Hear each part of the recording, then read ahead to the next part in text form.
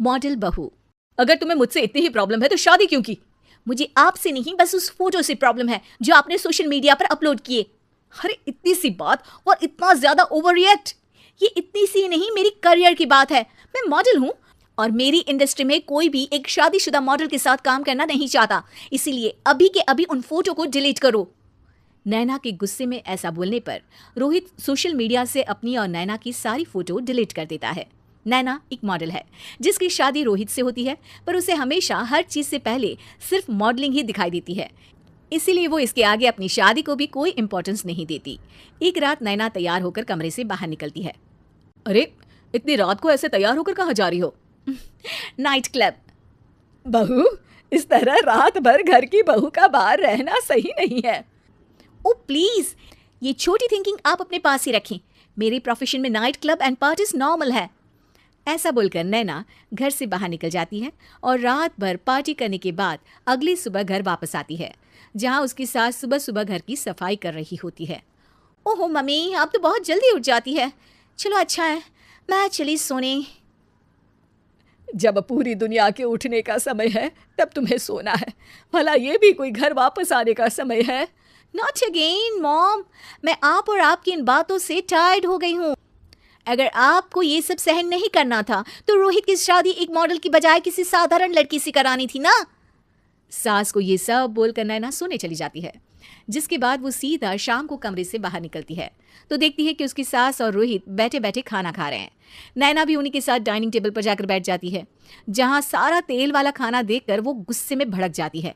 ये सब क्या है मॉम? आपको पता है ना कि मैं एक मॉडल हूँ और मुझे अपना फिगर मेंटेन करने के लिए हेल्दी फूड ही खाना होता है, नॉट लाइक यू। फिर भी आपने सारे खाने में तेल ही तेल भर दिया। बस नैना बिल्कुल चुप।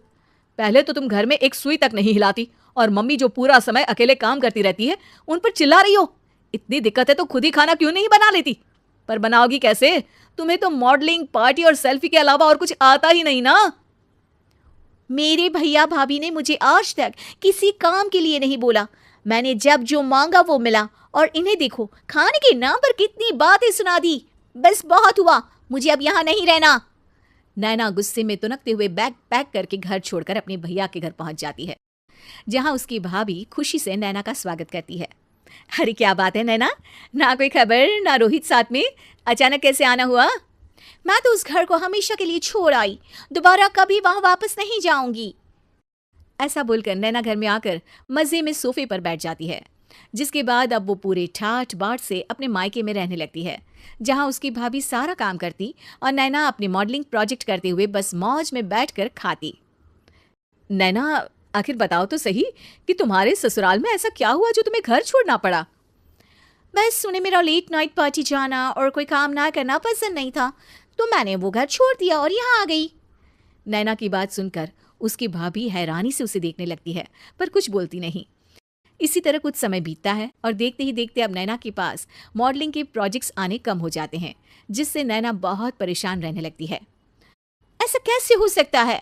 मैं इतनी सुंदर मॉडल हूं तो फिर भी मुझे काम क्यों नहीं मिल रहा? देखो नैना, काम में ऐसे उतार चढ़ाव तो आते ही रहते हैं। आज नहीं तो कल तुम्हें इससे भी अच्छा काम मिलेगा। तब तक अगर तुम चाहो तो घर में खाली बोर बैठने से अच्छा है कि मेरी मदद कर सकती हो।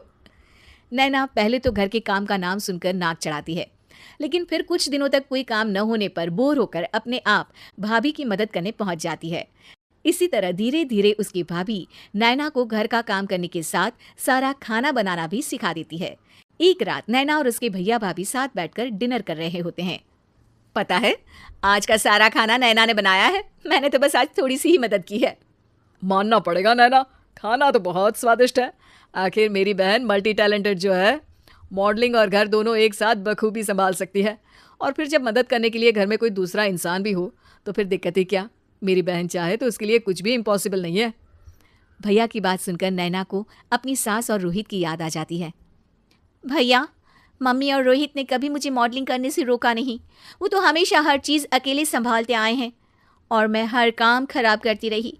मम्मी पूरा घर अकेली संभालती है और मुझसे बस थोड़ी मदद की उम्मीद करती है, पर उसकी जगह मैं उन्हें उल्टा बोलती रही।